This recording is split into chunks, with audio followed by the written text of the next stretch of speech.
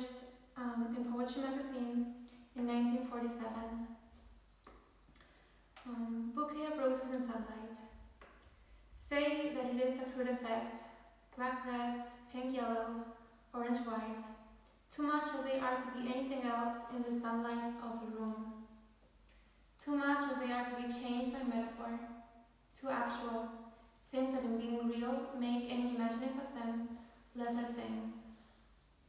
And yet this effect is a consequence of the way we feel, and therefore is not real, except in our sense of it, our sense of the fertilest red, of yellow as the first color, and of white, in which the sense lies still, as a male lies, enormous, in a completing of its truth.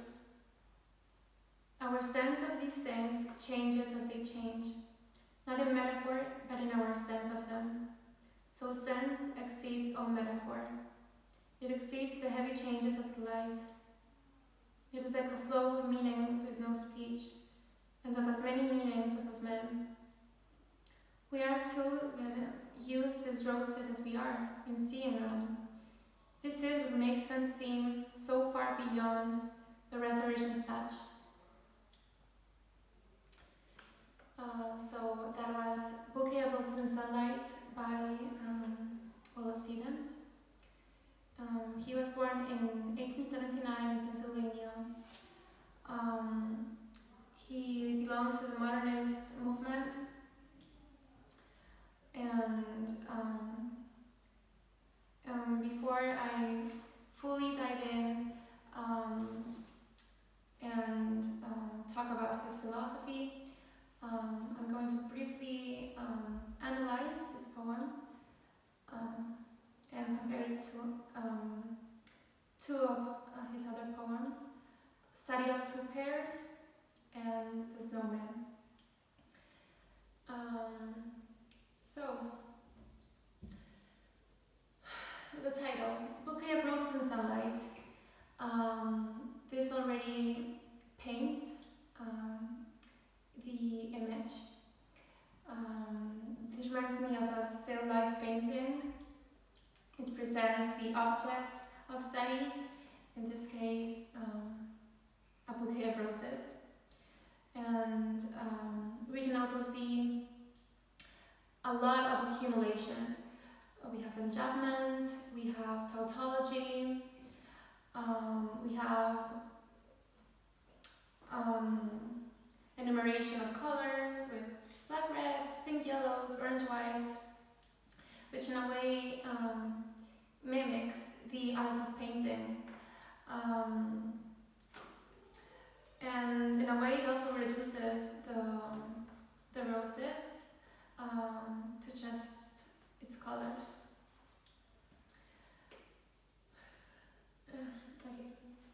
In stanza 2, the reader is advised to not adopt any metaphors, to not fall into the trap of, I believe it's called the pathetic fallacy, when instead of taking reality for what it is, the person who witnesses an objective thing is the one that sticks his emotions onto that object. For instance, if it's raining and I say, oh, it's so sad it's raining, that isn't really objective, it's just me portraying sadness on an inanimate object or act, which is raining.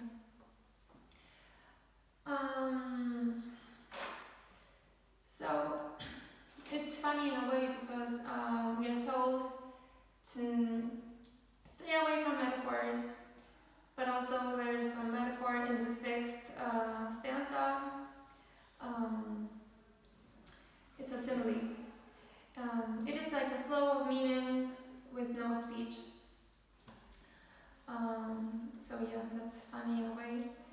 And also in stanza number 7, with there's the metonym, anything beyond seeing them. And with all of this said, let's just dive in and learn about his philosophy.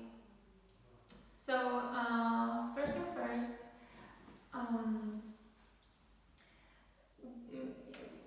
there's a clear allusion to Plato's theory of forms, in which it is believed that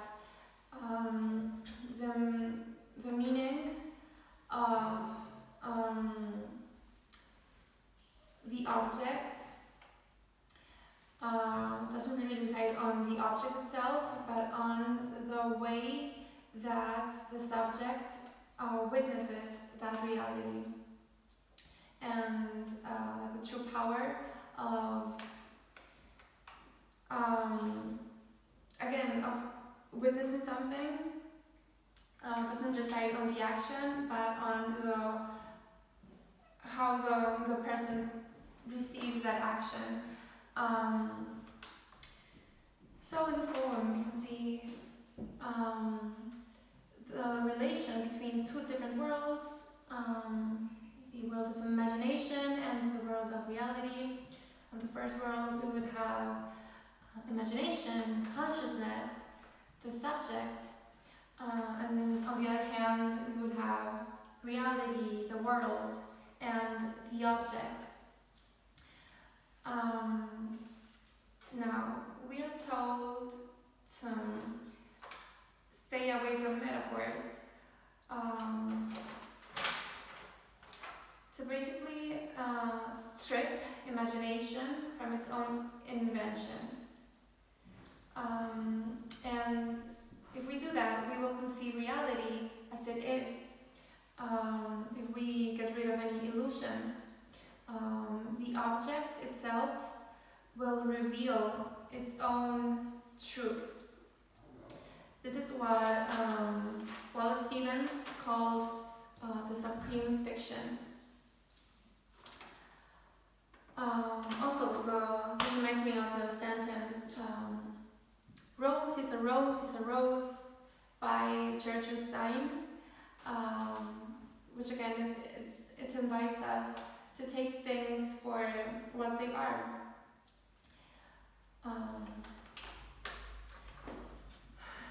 As I said, Wallace Stevens was a modernist, and consciousness was a big thing for modernist authors.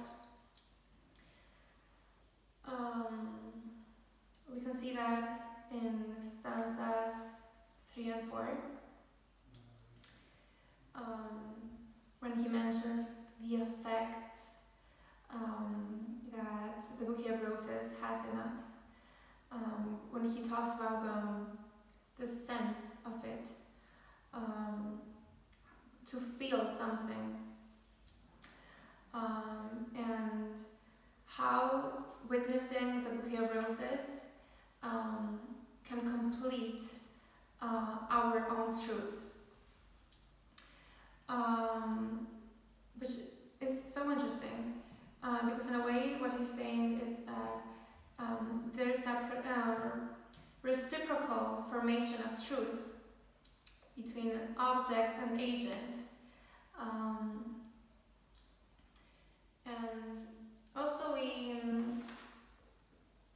we should know that imagination can be ambivalent, in the sense that imagination can block our perception of things, again with metaphors or pathetic fallacies, or yeah. Also in stanza number 6, there are as many meanings as of men. Now there is a paradox here, because there is only one reality. However, each person sort of creates its own meaning out of that same reality. So one reality can have infinite interpretations and therefore infinite meanings. Last but not least, I would like to mention Professor Elwood Johnson. She did a very interesting analysis on Wallace Stevens' ideal of consciousness and the relation between reality and imagination. I will link it down below. And she basically talks about 4 different relations. Imagination, the power of the mind over reality. Secondly, reason, imagination methodized. Thirdly, tangible reality, the world within ourselves, our inner world. Fourthly, the alien relationship between imagination and reality, which is the sublime reality, the truth in itself. Now I also found the alien representation of this relation in the poem The Snowman by Wallace Stevens, in which the person, the snowman, suffers an epiphany and gets access to a new level of consciousness. And in a way that's also happening here. When the roses create an effect on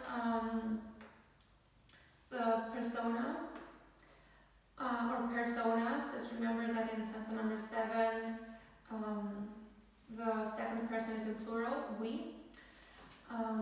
But yeah, this creates an effect and a completing of this persona's truth. And also, just to finish, I would also like to compare this poem with another poem by Wallace Stevens called Study of Two Pairs, just because the title, Study of Two Pairs and Bouquet of Roses in Sunlight, they already present the object that's going to be talked about or mentioned. And in both poems, the object in question is reduced to its colors. And in the poem Study of Two Pairs, it's also mentioned the forms of the pairs, for example, the shadows. But in this poem, it's way more simple. We only get